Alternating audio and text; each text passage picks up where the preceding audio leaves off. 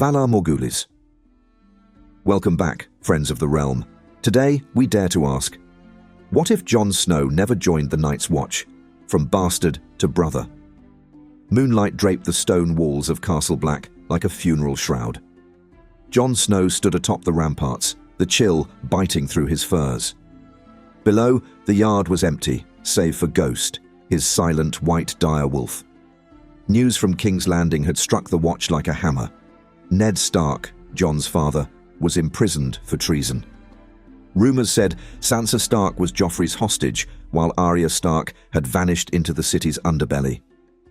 Within the gloom of the Lord Commander's solar, a single candle flickered. Jeor Mormont eyed Jon's bandaged arm, inflicted by a wight's flaming hand. The old bear's voice rumbled, "You'll soon say your vows, boy. Then you wear the black for life." Truth is, we'd have held your vow-taking last moon turn. But these wight attacks forced a delay we've never seen in the Watch's history. We need all men ready to fight at a moment's notice, even if they've not yet sworn the words. Now the realm bleeds, and the Watch can ill afford to lose good swords, vowed or not. Jon swallowed. He wanted to honor the oaths, but how could he stand idle with Ned Stark facing execution? My father is condemned.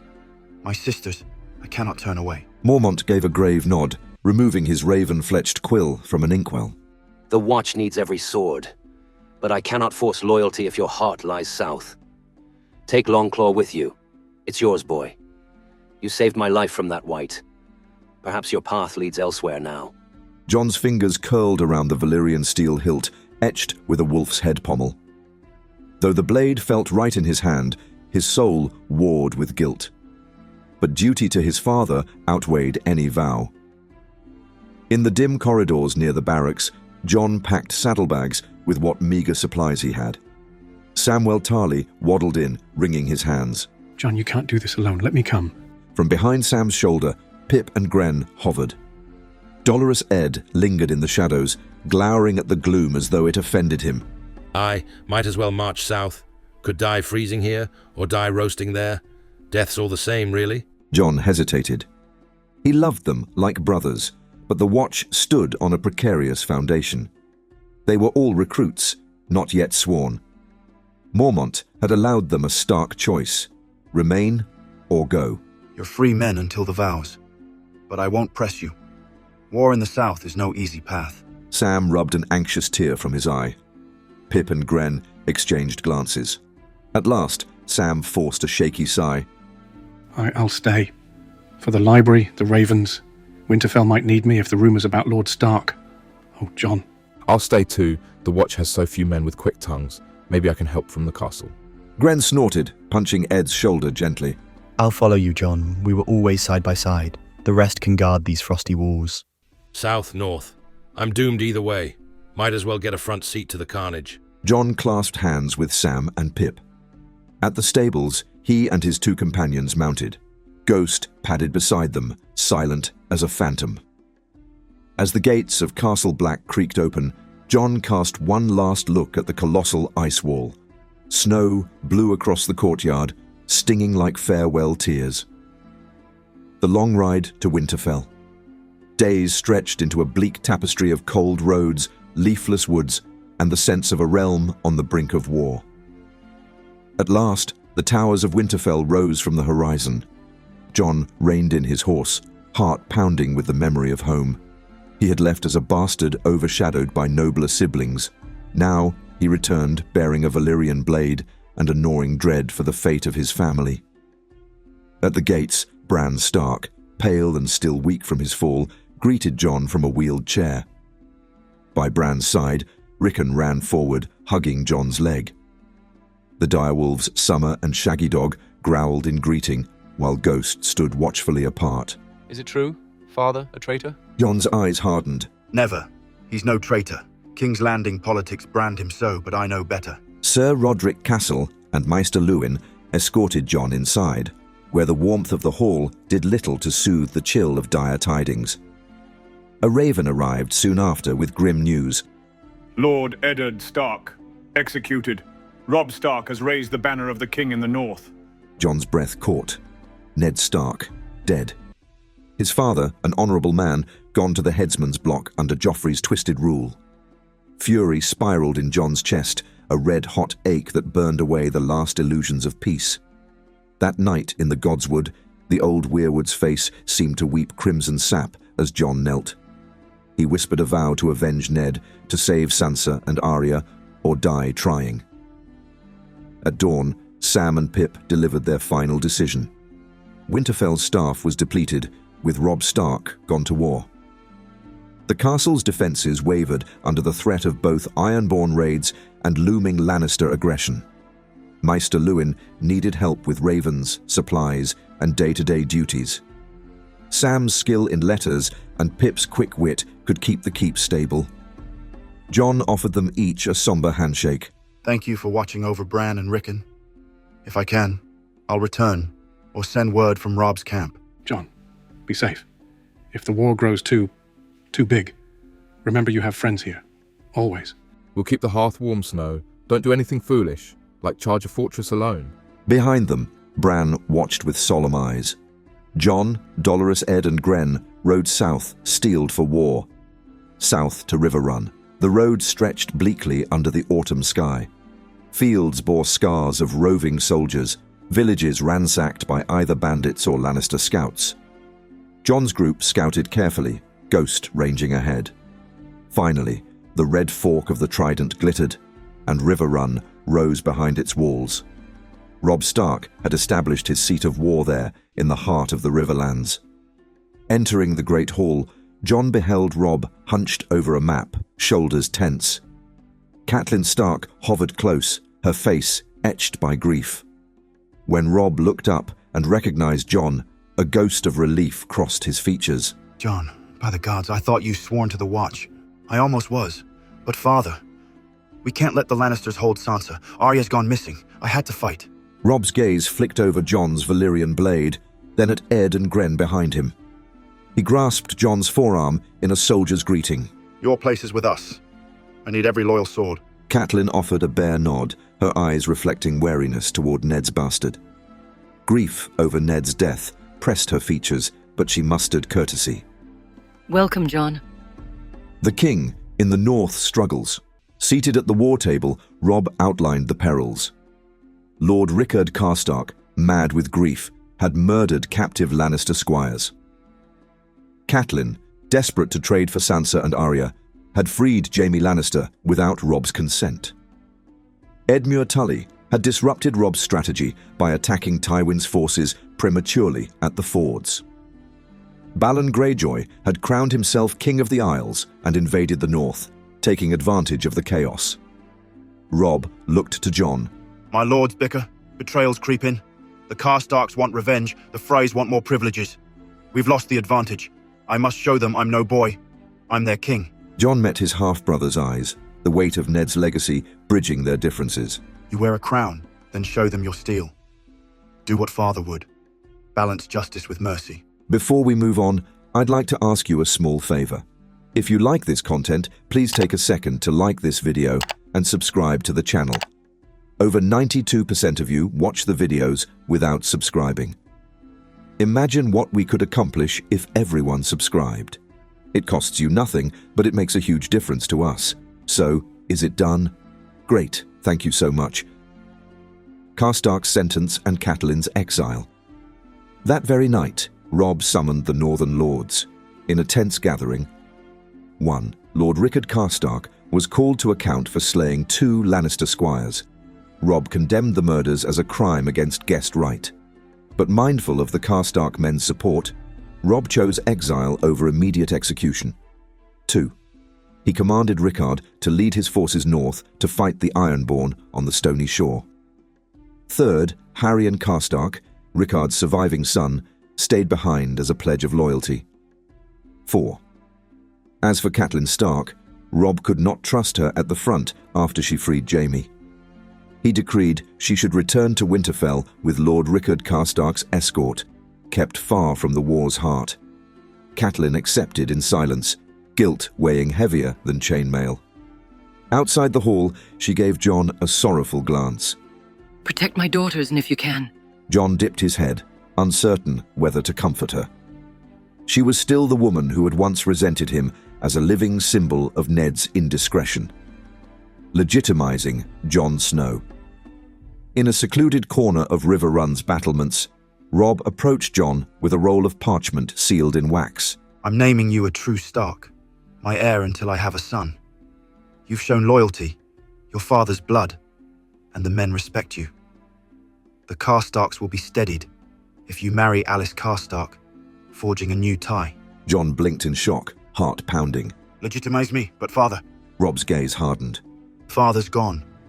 The North needs unity. Think of it as House White Stark. An old branch we'll resurrect. Show the realm we stand strong. Reluctantly, Jon accepted. He had never sought a title, but Robb's command was law. He pressed the Stark seal to the document, forging a future he had never imagined. If that is your will, I'll serve. Let me do my part, I cannot forget my vow to free Sansa and find Arya. To secure the Riverlands, Robb enacted strategic moves. Left Brynden, Blackfish, Tully to fortify River Run.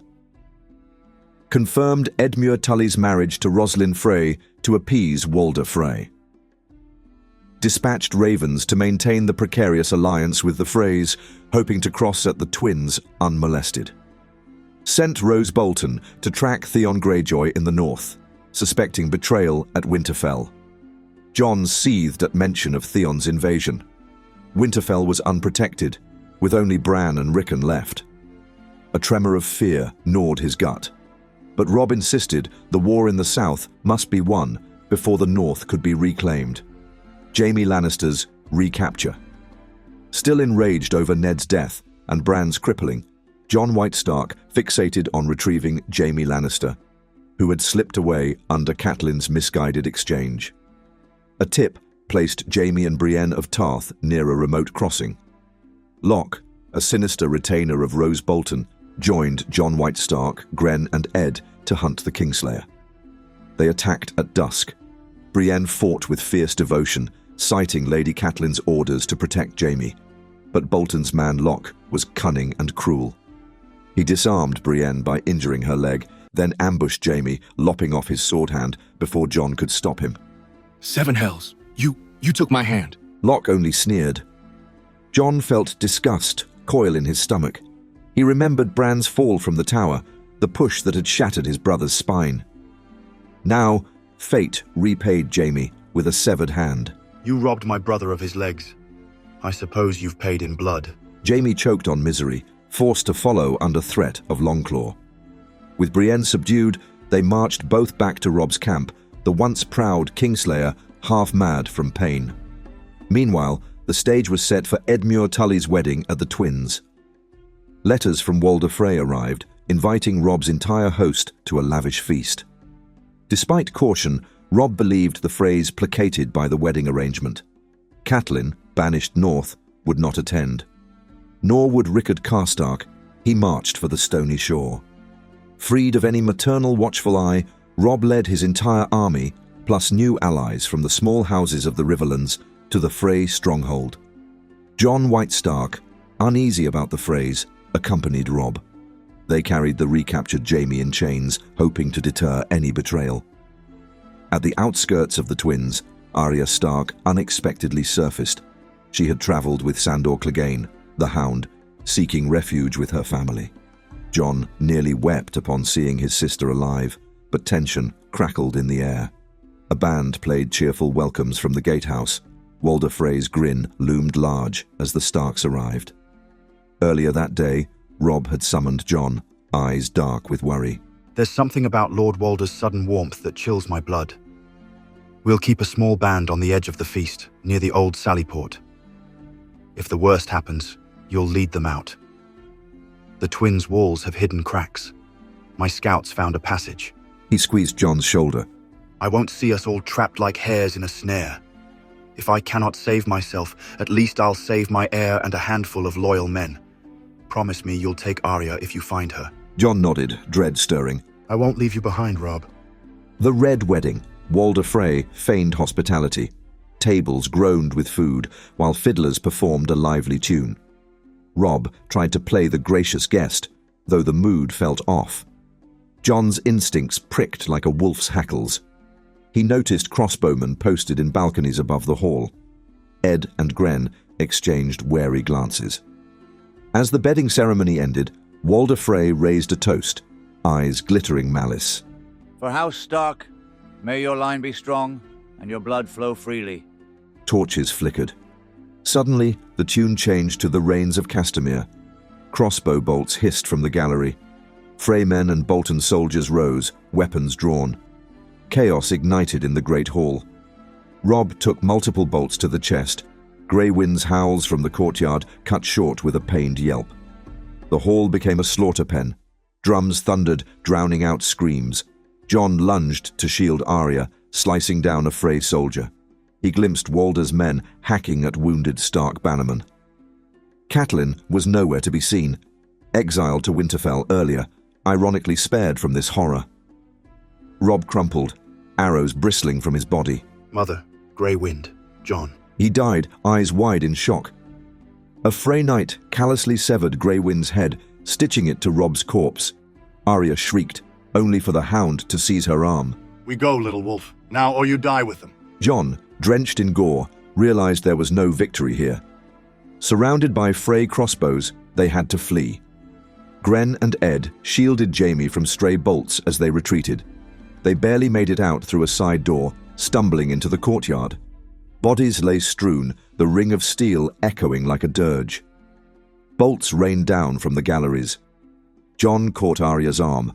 The hound barked curses, cutting down 2 Frey guards. Robb planned a fallback. There's a hidden door, this way. They fought their way to a dim corridor beneath a crumbling staircase. Gren and Ed shielded Jaime with raised shields, Ghost snapping at pursuers. Once through the concealed passage, they tumbled onto the banks of the river, hearts pounding. Never known a wedding so eager to throw out its guests. This way, or we'll die with the rest. Jon cast one last anguished look back at the roaring flames and the Frey's slaughter. He silently thanked Robb for this one small chance at survival. Arya sobbed uncontrollably as they escaped the carnage. Ghost snarled at any who ventured close, though bolts had grazed the direwolf's flank. The hound carried Arya to a waiting horse. Jon, white-faced with grief, cursed under his breath. Robb was dead, the war lost in a single bloody betrayal. Told you, Jon. Death finds us anywhere. We've lost everything. Jaime Lannister moaned in pain, half-conscious, his stump bound with a filthy rag.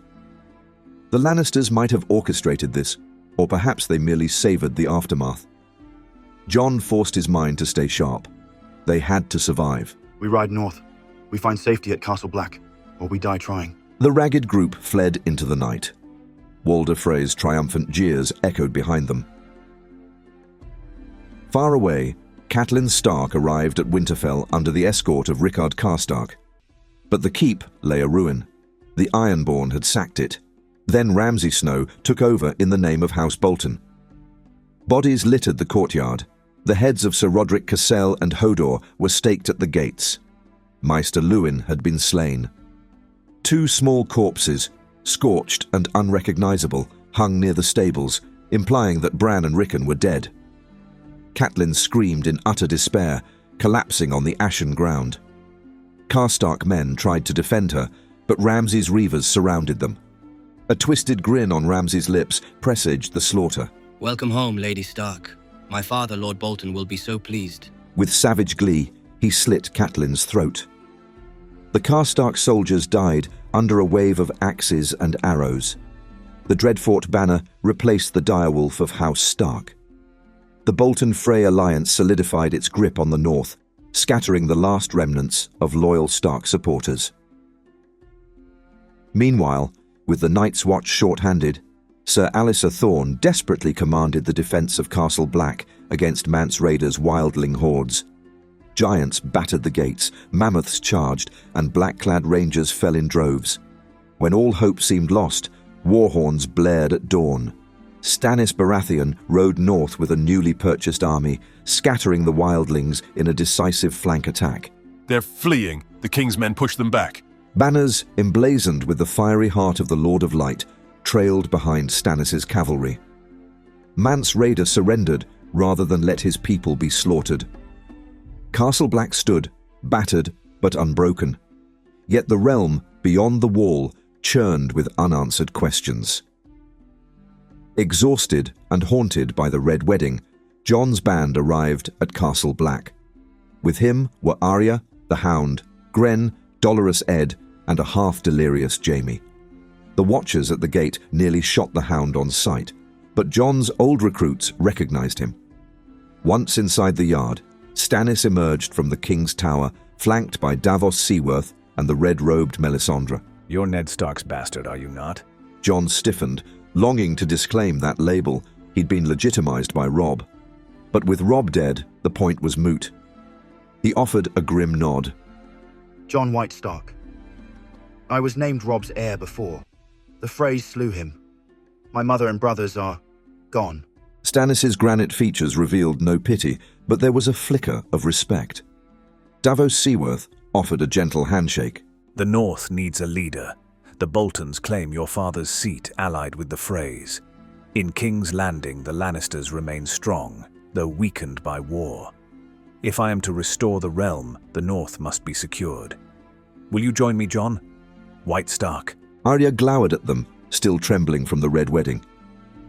The Hound hovered, untrusting, while Ed and Gren sagged with fatigue. Jon eyed the battered walls. Ghost whined softly at his side.